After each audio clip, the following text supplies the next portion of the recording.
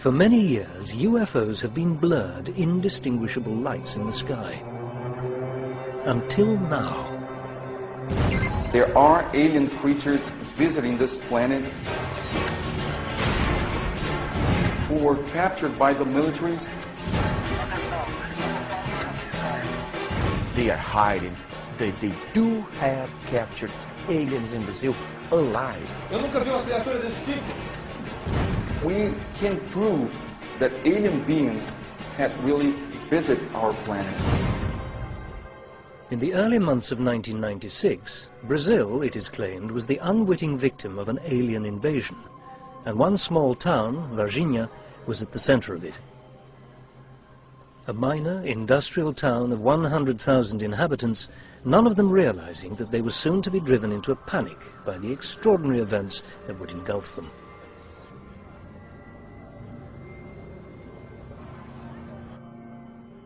About 2 a.m. in the morning of the January 20th, some satellites from the United States detected an object entering Earth's atmosphere.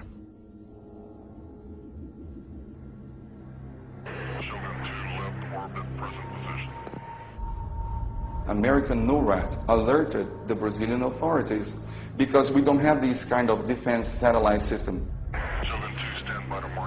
As soon as it became clear that whatever it was that the radar was picking up had entered Brazilian airspace, the Air Force was scrambled.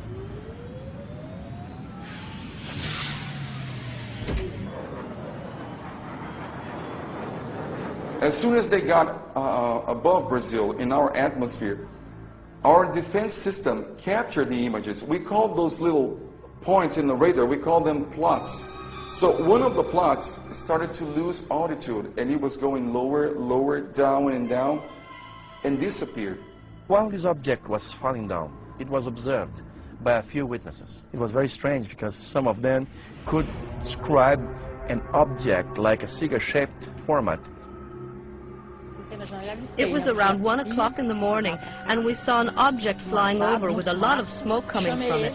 So I called my husband over, and we both looked at it. I started to ask, what was this?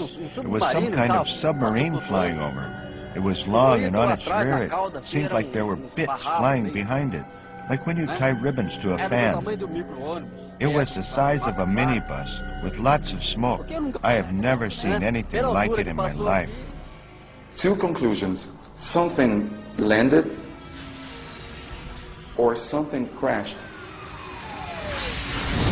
So they got the coordinates, latitude and longitude, and looked for the nearest military facility, and it was the Army school here. Which happens to be only 20 miles away from Virginia. The Army school was alerted by the Air Force that an unidentified craft had crashed.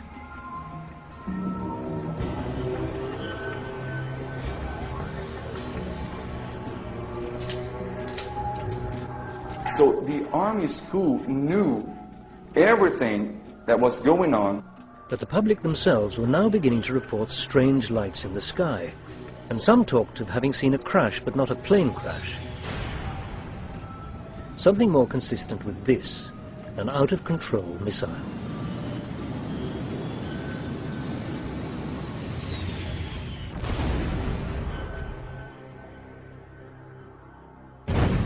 These public reports had now put the fire brigade on red alert.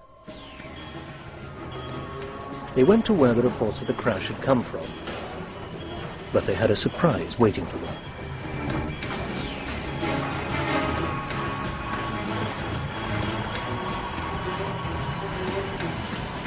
When they arrived there, the Army was already there. The fire brigade linked up with the Army in a joint operation.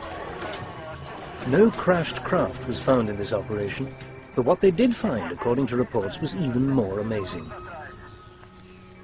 The creatures probably abandoned the place in order not to be captured, probably waiting for rescue, but the rescue never came.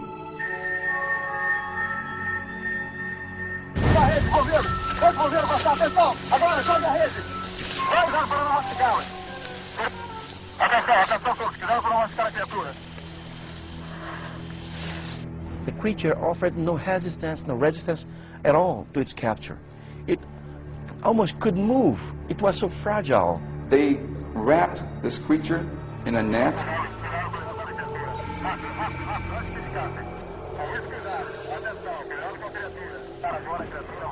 And put inside this 1 by 1 square meters wood box and gave it straight to the militaries who went there to pick it up.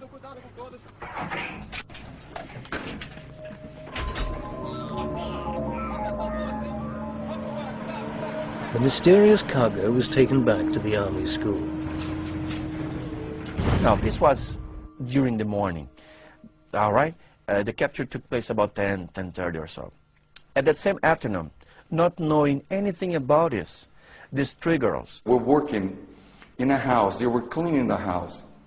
And when they finished their work, they were returning home.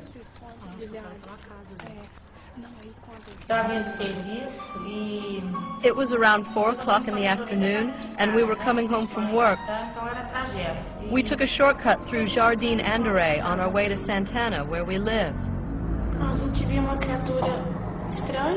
We saw this very strange creature, but it didn't notice us at all at first.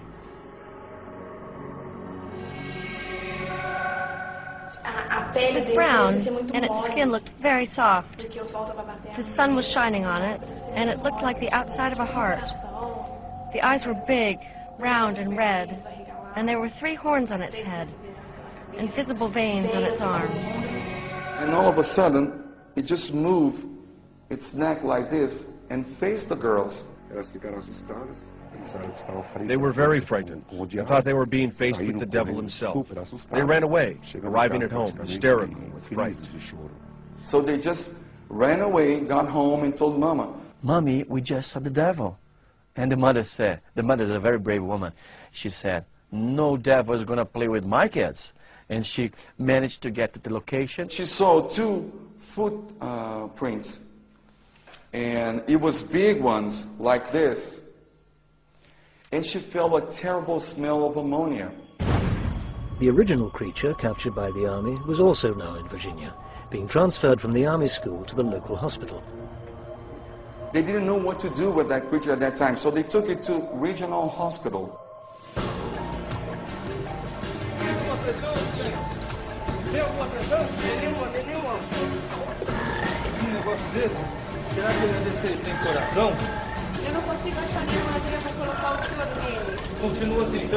I ask you, our authorities, wouldn't they be smart enough to realize that it would attract so much attention from everybody? Because they took a creature not from this planet to a hospital, which is the main hospital in the whole region. Everybody will see it, as a few doctors saw, as a few nurses saw, a few patients saw. They have to isolate a whole branch of the hospital to put the creature in. According to witness testimonies, doctors were unable to do anything for the creature, and so it had to be moved again. But when they realized that the creature couldn't stay there, they had to move the creature in a military operation. So everybody's on the street. It's a Saturday night. Plenty of heat, because of the summer. Lots of people saw the military operation conducting the creature from this hospital to another hospital, which is more discreet because that one is a public hospital.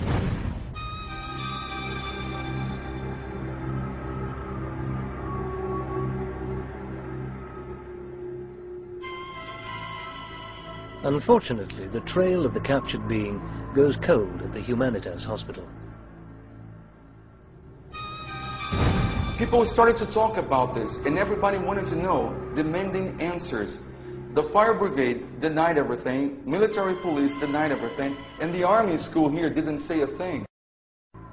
But the military's explanation for the events of that night are almost more extraordinary than the claims being made by the UFO researchers. What happened was that on the 20th January 1996, there were violent storms in Virginia. Here in Tres Cruces, we were having a ceremony. We also had to send some truck for maintenance while they were still under guarantee.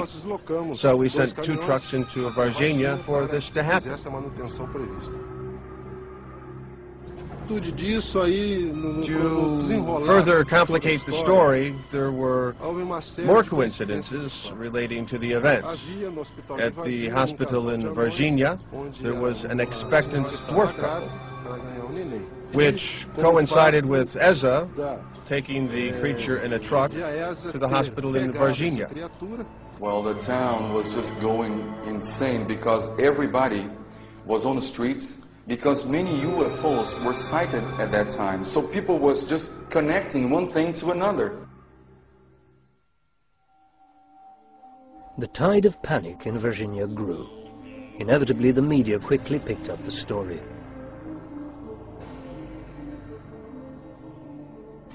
The press got involved in the first day. We have news in Brazil, 8 o'clock, and in that news, you could see the girls in the area, Jardim Andere district. So the press was trying to give information to the public in the first day.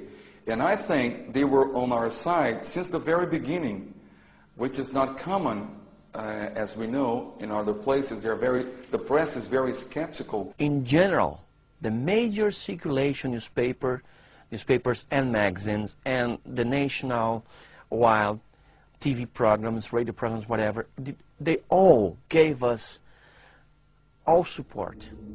The original Roswell expert, Stanton Friedman, appreciated the media's attitude. The Brazilian press played Varginha pretty straight. There's a long article in a weekly news magazine here. I think that encouraged a lot more witnesses to come forward, and that's good. Anytime the press is fair, not biased pro, but fair, treat it the same way you would any other story, a significant news story, that encourages people to come forward.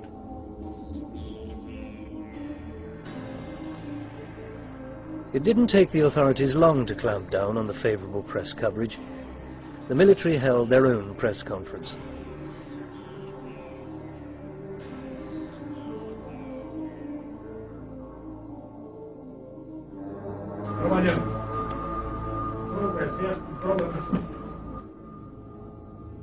When the reporters and the whole press jumped on them, they refused to answer anything, and they said also you cannot film from the streets our facilities. And they started to frighten the reporters, like, you're going to have a problem. You can't do this, you can't do that. Some of the gentlemen who performed the capture came to us and gave full report of what's going on. Now, it's not second-hand report. Those reports came from people who actually helped to capture, to hold the creatures. So this is the best report someone can have. We believe that if this case is definitely proved to be true, then it is as important, if not more important, than the case of Roswell. I wish the Americans have a report of someone holding the Roswell creatures back 50 years ago. The notion that the Varginha case is the Brazilian Roswell isn't too far off the mark. I mean, it's got involvement of medical people, of military people, of a number of local witnesses, plus more sophisticated witnesses. It seems to involve creatures and a crash and government interest and U.S. government involvement, too, as far as we can tell. On the other hand, there are a number of differences, too. Roswell, of course, I began the research roughly 20 years ago, so there's been plenty of time. A lot of other people have participated. The Roswell case had press coverage, short-lived. You got to find the right newspapers, evening papers for July 8th from Chicago West. That's a small category. We've been able to find a lot of the people with Roswell because it was a base yearbook, there were reunion groups. You know, it makes it a little easier. An important thing is that we have the testimony from big-shot military people, if you want. We don't have that yet, to the best of my knowledge. Open, sworn testimony from important military people involved in the case.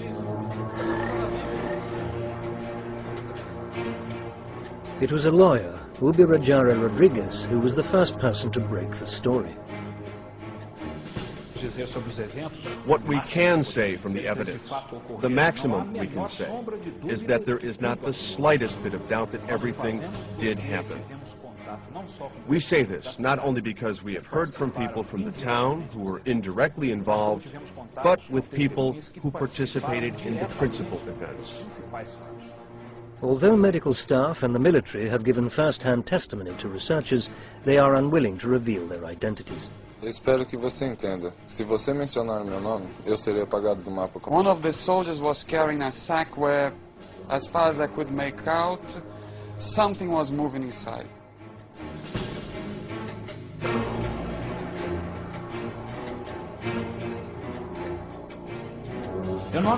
I do not think that any of our principal witnesses are lying. None of them, not the civilians or the military. The statements are concrete, and I believe in the sincerity of all of them. Well, it was very hard for me to get all this military personnel to give me information, but I got it, and I'm not talking about only soldiers, I'm talking about high-ranking people. I'm talking about lieutenants, majors, captains, sergeants. Many of the witnesses to the incidents were traced and told not to reveal any more information.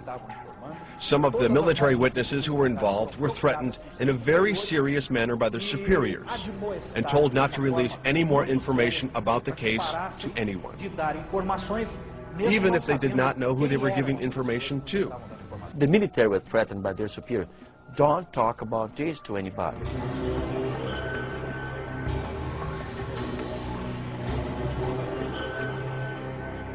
But they all told me the same thing, the characteristics, the whole operation, time, who was involved, who was coordinating, what kind of equipment was used. So they all confirmed everything. One nurse who has been working for the same institution, for the same hospital for over 20 years, was threatened. The principal called her and said, hey, you're not supposed to talk about this to anybody, because if you do, you better start looking for another job.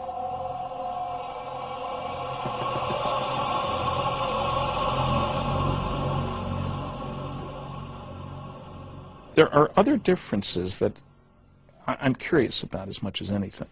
The description of the bodies connected with the Varginha case makes it sound much more like they were cargo than crew. They seem to be woozy, they didn't have any clothes, the little horns, the color of the skin and stuff. Their reactions did not imply particularly high intelligence. Now, who knows? Maybe this was a crew from a different place, and we don't know what their mental capabilities were or something like that. But you just don't get the feeling, looking at the drawings that have been made, the testimony of the witnesses, that we're dealing with particularly sophisticated aliens here. And I can imagine a cargo craft that ran into some kind of a problem, pilot error is common apparently, in which these guys were set loose and weren't really the operators of the craft. Now with Roswell, I don't have that indication. The bodies seem to be directly connected with the craft, one-piece spacesuits. I'm not saying being nude means anything particularly here, but just a different level of sophistication. I'd also like to know something we didn't have any capability of doing back in '47, observations of things crashing from the sky, that is, spy satellites. There's an awful lot of sophisticated equipment up there, looking for re-entry of an American satellite, of a Russian satellite, or a flying saucer. So, did we know it was coming down? Was word sent to the Brazilian Air Force? What's the involvement of the American government? Brazilians don't have a lot of spy satellites up there, but the American and Russian governments do. So, there's a larger picture here.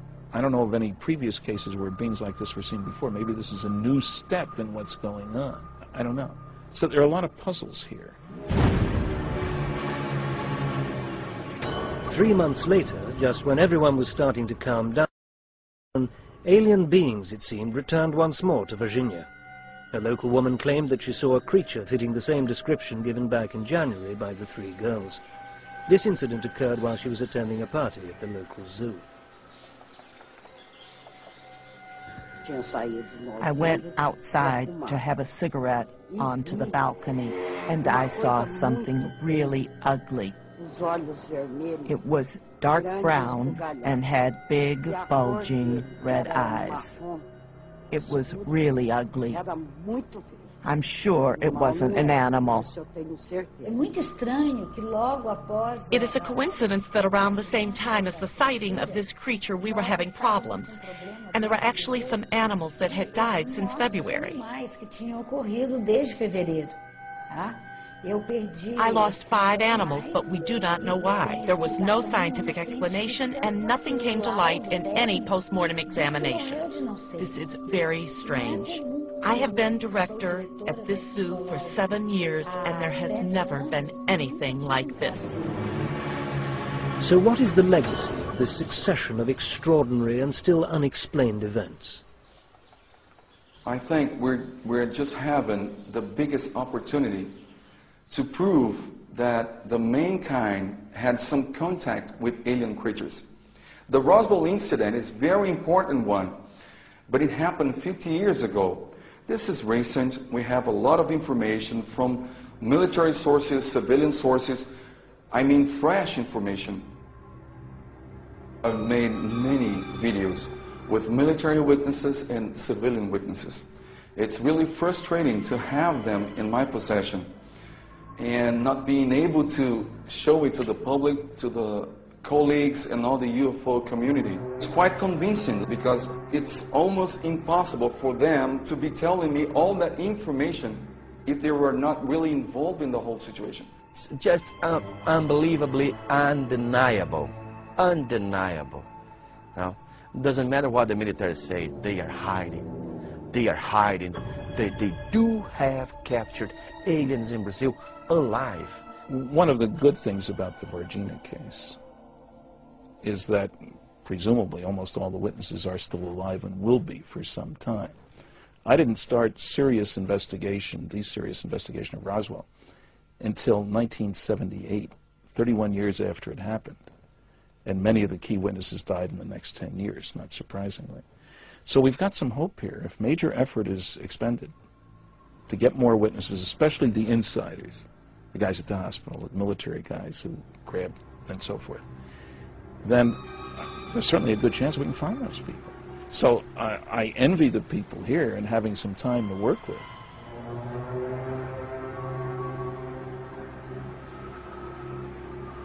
When the perfect time comes up, I will be presenting this information in the World Wide Net. It will be in the CNN news, it will be in United Kingdom, it will be in the whole world. But yes, I intend to do it. But if I do it right now, probably somebody's going to jail tomorrow. Because I do believe we were visited by alien creatures, and I want to know what happened to these creatures.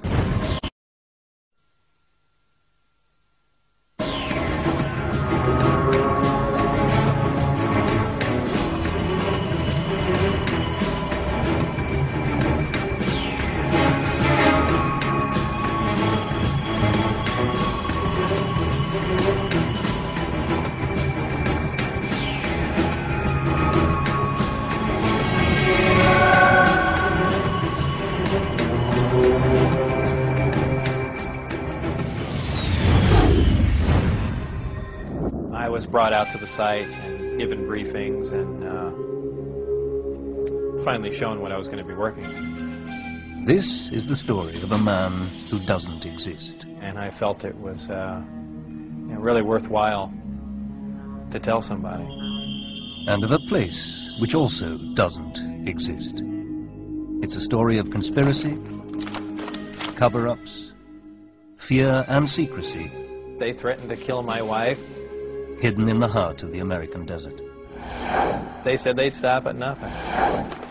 Guarded by a force who will shoot any intruder just to prove this place does not exist. They were crazy. They really were. They were completely out of control. 70 miles outside Las Vegas in the Nevada desert, there's an area the size of Switzerland that no one claims to know anything about. Since the end of World War II, this barren landscape has hidden a mystery. Some call it Groom Lake, others Dreamland, but most know it best as Area 51. It is the US military's most closely guarded secret. Area 51 to this day is not acknowledged. That is to say, the Air Force does not admit that it exists. In the absence of facts, myths have taken root and spread. Some say flying saucers are being tested here, and not only that, but these saucers are not of human invention, but a joint project between the military and an intelligence from beyond Earth. A crazy idea is the usual response, but it is generally agreed that there is something going on there, a secret which the military will go to extraordinary lengths to protect. The test base that's called Area 51 out at Groom Lake in Nevada dates back to the mid-1950s when the Central Intelligence Agency and Lockheed needed a flight test base for the U-2 spy plane. At that time in particular, out in Nevada, there's tens of thousands of square miles of nothing. That was before Las Vegas became a big city and stuff. So you want an area that you can keep people out of. And this is before satellites. So that there's no way anybody can find out what you're doing. In recent years, Area 51 has become a magnet for the curious. They gather here at the little Ailey Inn in the town of Rachel to swap saucer stories, pick up an ET souvenir, or trade conspiracy theories. And some visitors never find their way home, enthusiastic amateurs snared by the legends that surround the place. Well, the majority of the activities are routine, day-to-day research and development of new spy-type aircraft, stealth-type aircraft. But there is a section which is located a little bit south of the Groom Lake facility itself, where they apparently have, for lack of a better name, alien technology. Strange dancing lights are a common sight above Area 51. One might hope to see a distant display as often as once a week. But amateurs aren't the only ones drawn to the area. Bob Exler, a former NASA scientist, has immersed himself in the subject. This is an area that has been known but officially denied for many decades. We go back quite a ways into the 40s and 50s with the development of the U-2 spy plane, the SR-71. All of our super secret aircraft have been developed and test flown out in this particular area. So it only makes sense that if you have something as sophisticated as a flying saucer and the related technology to that, that would certainly be one of the prime locations you'd want to go.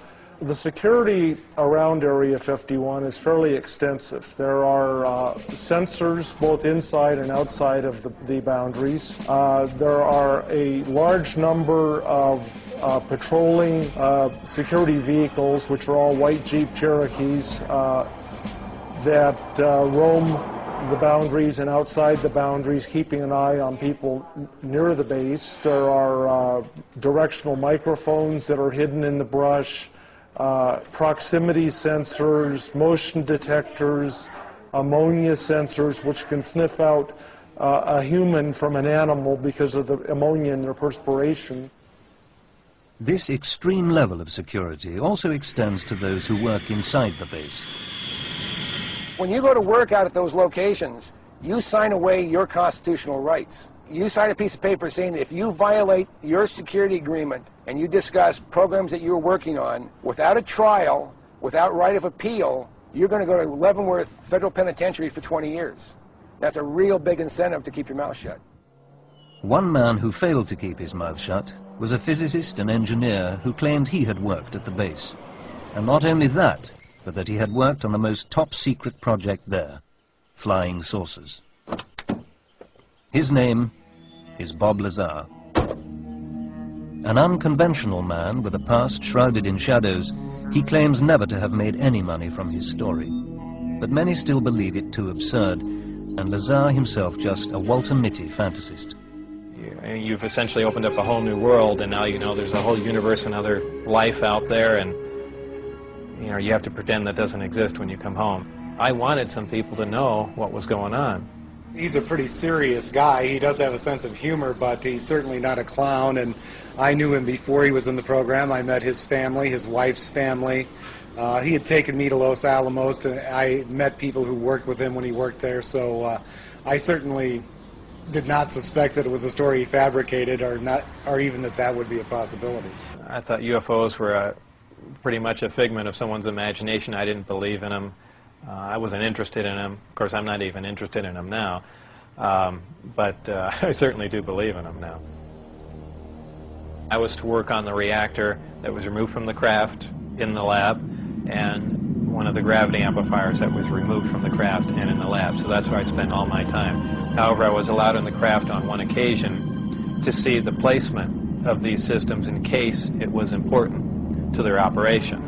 There was a hatch, a hole, an opening. The door wasn't on, and it was obviously removed, or never existed for all I know. But there was a ladder to go up and go inside it. So I don't know how it's sealed. I just imagine that they had removed the hatch.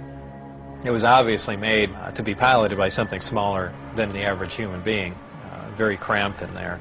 There was a sub-level where a little collapsing floor member opened, and I could stick my head and upper torso down underneath with a flashlight to see how the gravity amplifiers hung upside down.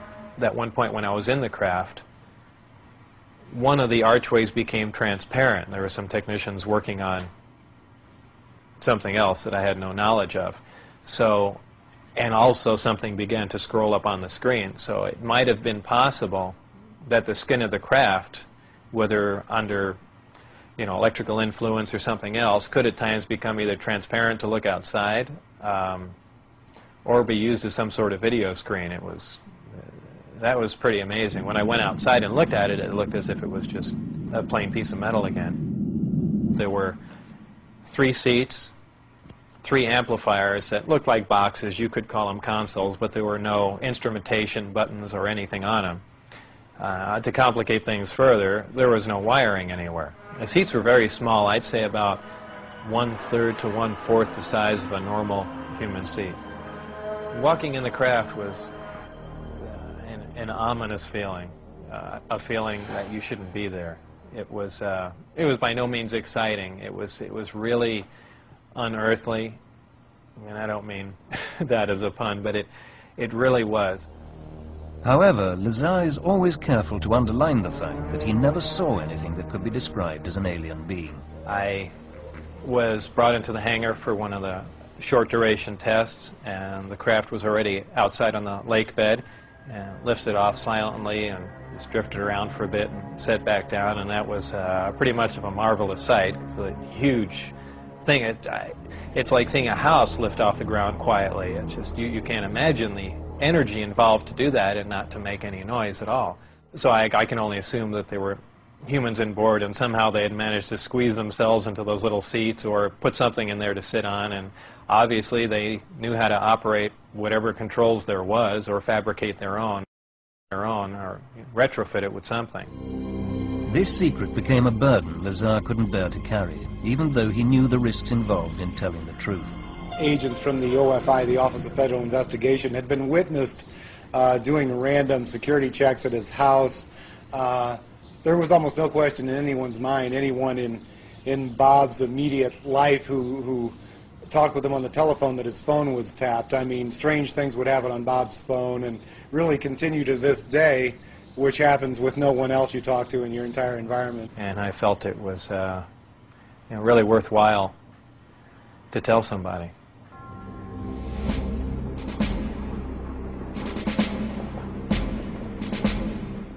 So Lazar arranged a nighttime excursion for himself and some close friends.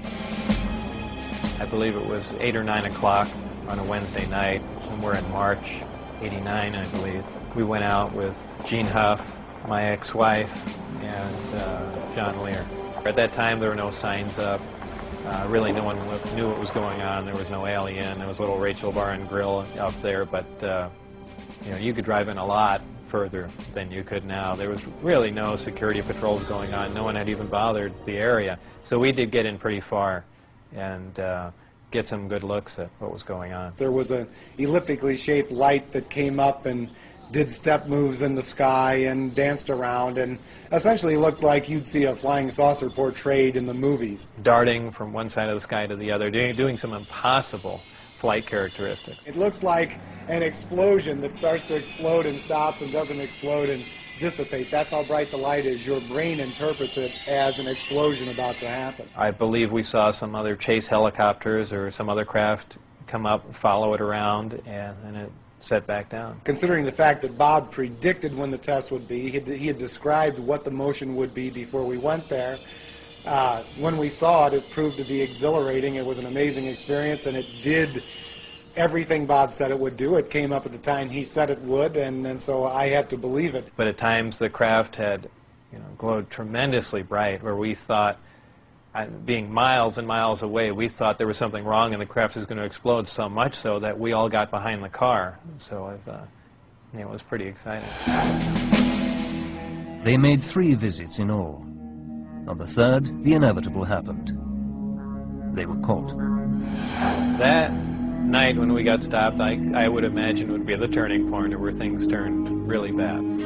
I was taken to the Indian Springs Auxiliary Air Force Base and debriefed there.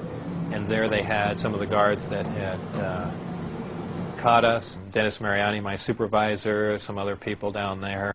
They threatened my wife. They threatened to kill my wife. They said they'd stop at nothing. They were crazy. They really were. They were completely out of control. Bob went public to protect himself. And I knew immediately if his credentials could be verified, if even part of his story could be verified, it'd be one tremendous expose. I would say initially, when George first started looking at everything, it was skeptical. However, very quickly after he started checking a few things, I began to take it very seriously. And when it was aired, that interview went virtually around the world. I mean, I saw that was something that was just put in the 5 o'clock news here in Las Vegas, and I have seen that tape played in Japan. Several people began to examine his past.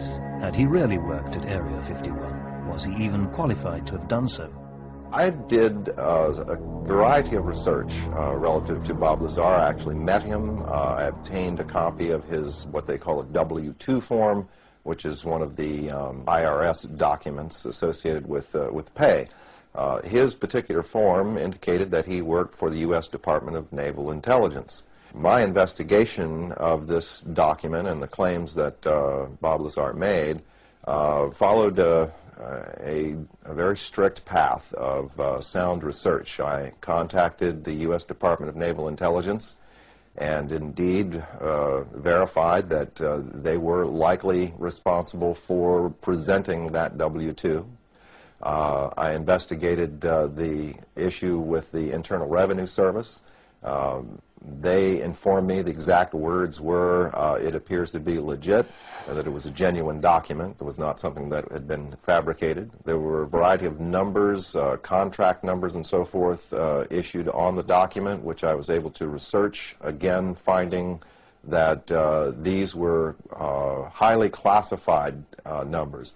In fact, Internal Revenue Service ran into a brick wall when it came to trying to track down the actual employer associated with the document. And then again, with the Social Security Administration, we found that Bob Lazar's records had in fact been bleached clean. There was nothing there, in spite of the fact that the document clearly indicated that Social Security taxes had been taken out of his pay. Not all are convinced.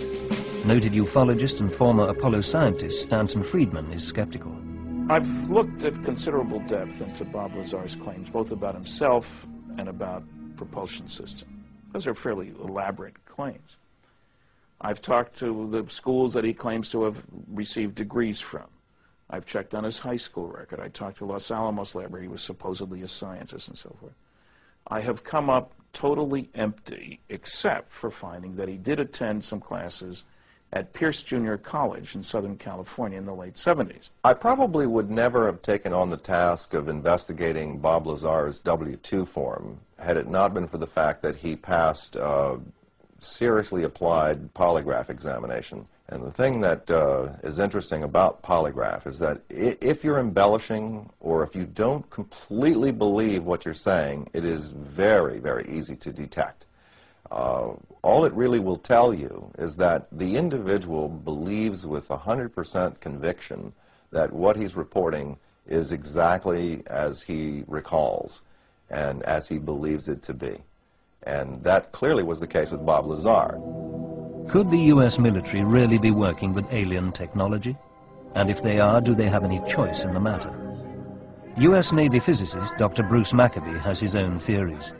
He spends his free time using computer technology to examine the veracity of video and photographic evidence of UFO sightings, many of them from Area 51. There has been the question ever since 1947 of whether or not these objects could be made by human beings. Now, I wouldn't rule out the possibility that we might nowadays be able to build something with somewhat comparable characteristics. However, when this began, that was a demonstrably impossible situation. Not only that, but we have an interesting confirmation of the fact that the Air Force didn't make anything. In 1947, in the summer, the Air Force asked the FBI to investigate witnesses to these flying discs. And somebody suggested to one of the FBI agents that, gee, maybe they're our things. And Hoover, J. Edgar Hoover, who was the head of the FBI at the time, decided that it wasn't a good idea for us to be investigating our own things. And he says, if we're going to investigate, we want a statement from the Air Force that we're not investigating our own secret projects. Air Force wrote to J. Edgar Hoover a letter saying we've checked all of our research projects, etc. You know, this would be not just the Air Force, but the Navy and the Army, everybody. And we have nothing that could create these flying disc sightings. So that rules it out right there. I mean, the Air Force was denying any involvement at all, and they were just as worried about what these things were as everybody else. One man with special experience of outer space and cutting-edge technology is former astronaut and sixth man on the moon, Edgar Mitchell. Since being a part of the Apollo missions, he is now on the outside, trying to peer behind the wall of secrecy. The thing that's convinced me that contact has been made is individuals in government positions, high government positions, who are credible, who have reported to me that in their official duties they have had first-hand experience and they're prepared to talk about it, would like to be released from security oaths so that they can talk about it. I got a lot of calls from former workers at the base. I have now talked, in the years since, I have interviewed or talked to people who worked there in the 50s, 60s, 70s, and 80s, who all tell basically the same story. Not all of them have the same breadth and depth of the story that Bob is telling. Are consistent in that they saw these craft, disc-shaped craft, they saw them fly, they saw them stored in crates or under tarps, that there was an incredible amount of secrecy, that no one was allowed to talk about this stuff. That story is consistent. So, is Lazar telling the truth as he saw it? Is he simply lying? Is he being used by the government to spread disinformation? Or is he an unwitting spokesman for that same government and preparing us for something even larger? He's a bright guy who tells a great tale, and who's told it often to people who have not checked on him, who accept the notion that, well, the government wiped his slate clean. I'm the one that couldn't find any records or anything. I mean, I'm the one that brought that up, because I was the first one to run into that. Initially, I couldn't get a hold of my birth certificate either, and that was one of the things that concerned me, is they might be trying to make me essentially a non-person. I'm satisfied that he did, in fact, work out there. And I'm also satisfied that the prospects are very, very good, that this was a test to determine just how much the public and the scientific community might accept when someone was to be brought in, exposed to some of the program, and then, in turn, release that information to the public in some form. If we are being softened up for a dramatic revelation, what might it be? I think that undeniably and unquestionably we have been and are being visited by extraterrestrials, but quite what their motives are and quite what's going on, the jury's still out on that one. I have no doubts whatsoever that the United States has actually recovered a number of extraterrestrial vehicles. I find that exceedingly distressing, frightening, the ultimate big brother scenario. Because if this technology is real at all, it's a very, very powerful technology and should be in the public domain, not in a private domain. I felt very privileged to be part of what was going on, but the atmosphere was very oppressive. The security was very tight, and the fact that you couldn't talk to anybody and you knew your phones were being monitored, so on and so forth, made it a very, very difficult place to work, and a very difficult thing to be working in the 28th or 29th century and come back to the 20th century and deal with everything else. Although skeptical about Bob Lazar, Stanton Friedman has little doubt about Area 51's purpose. I would expect that some of the truth may very well lie out in the desert near Groom Lake, outside Las Vegas. It's the right place for some of it to be. It's isolated, it's under control, it's high security. Those are things that go with the investigation of flying saucers and any attempts you make to duplicate your own or to fly one of theirs or whatever.